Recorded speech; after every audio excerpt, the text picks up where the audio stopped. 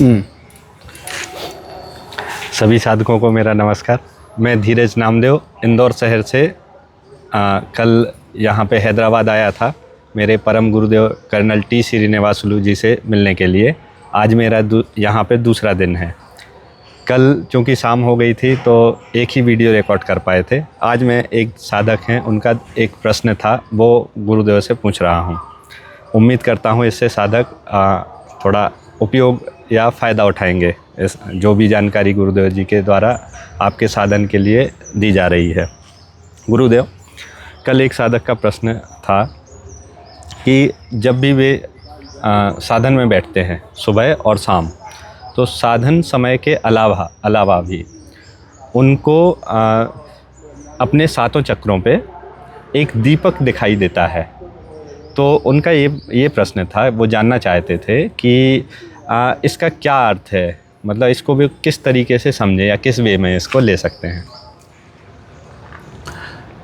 जब कर्म का प्रक्षालन हो रहा हो जी उस दौरान कई किस्म की क्रियाएं अनुभव में आते रहते हैं। जी ये जो क्रिया उनको जो अनुभव में आ रहा है, जी ये ज्योति संबंधित क्रियाएं हैं।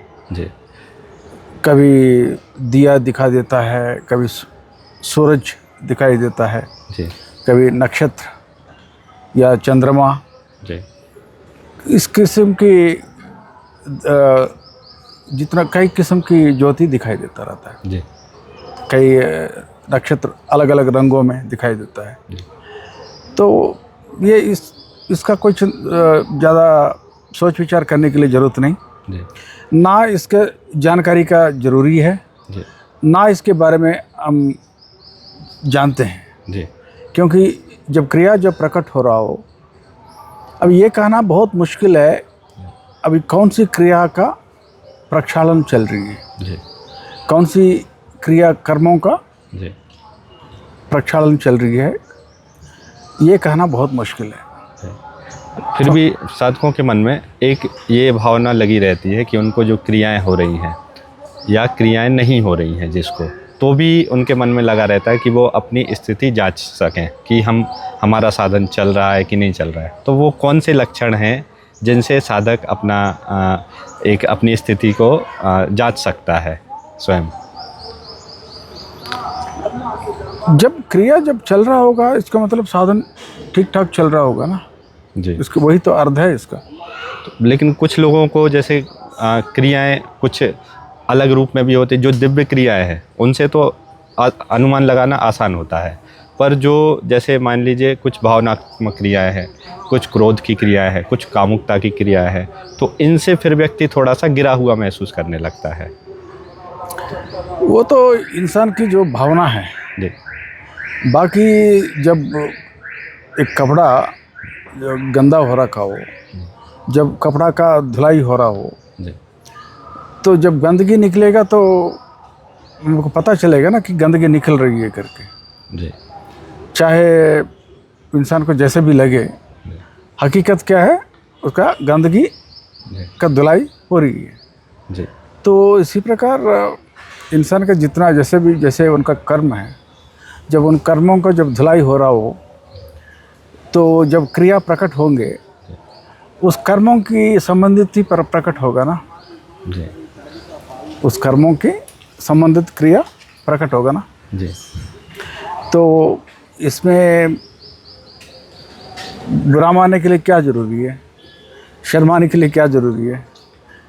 बस खुश होना चाहिए कि कम से कम वो गंदगी अभी हमेशा के लिए निकल रही है। ठीक है जी।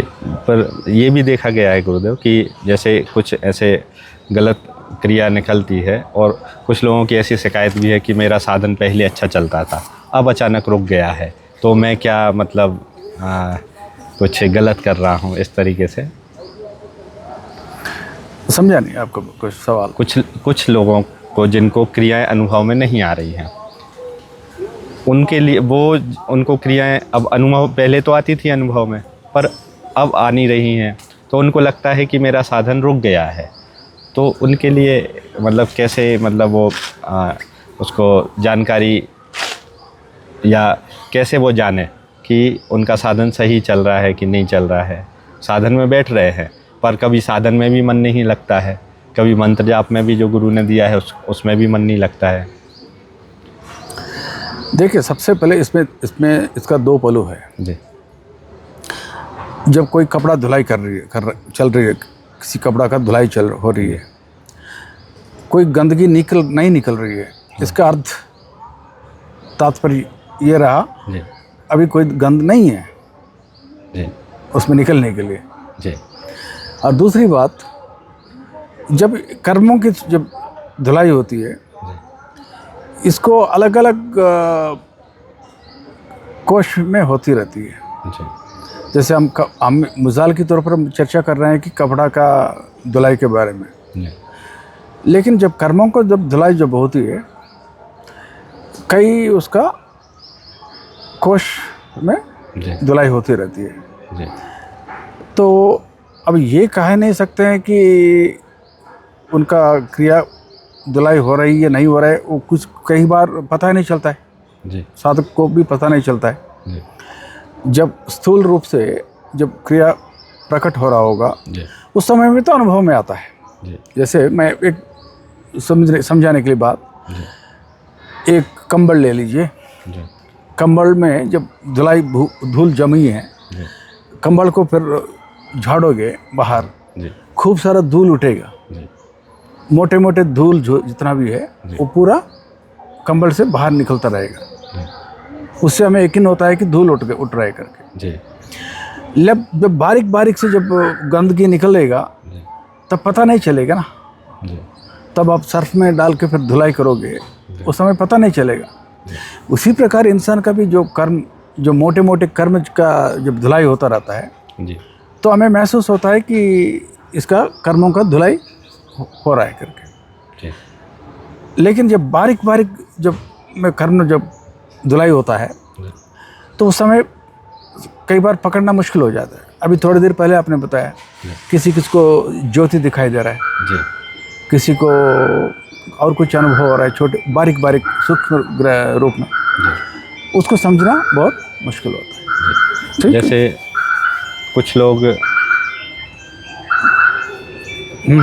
लोग सपने से रिलेटेड क्रियाएं कुछ लोगों को होती हैं, तो उसका फिर कुछ अर्थ निकालने लगते हैं। कुछ बुरा दिखाई दिया, कुछ गलत दिखाई दिया, या कोई दिव्य घटना दिखाई दी, तो उनको सिर्फ एक तरह से क्रिया मानना चाहिए, उन पे ज़्यादा ध्यान देने की आवश्यकता है। देखो, जो भी स्वप्न में होता है वो ना क्रिया उसका घटेगा, ना कर्म घटेगा, ना कर्म जमेगा। जी स्वप्नावस्था में जो कुछ होता है उसका कोई लेना देना नहीं है, क्योंकि स्वप्न जो है वो बिल्कुल स्वप्नावस्था में जो कुछ होता है, जैसे स्वप्नावस्था में आप कहीं गलत काम किया, आपको सज़ा नहीं मिलेगा ना जागृत अवस्था में। जी उसी प्रकार स्वप्नावस्था में आपको कोई लॉटरी लग गया, उसका कोई अर्थ नहीं रहेगा ना। जी ये है इसका मतलब। ठीक है। जी।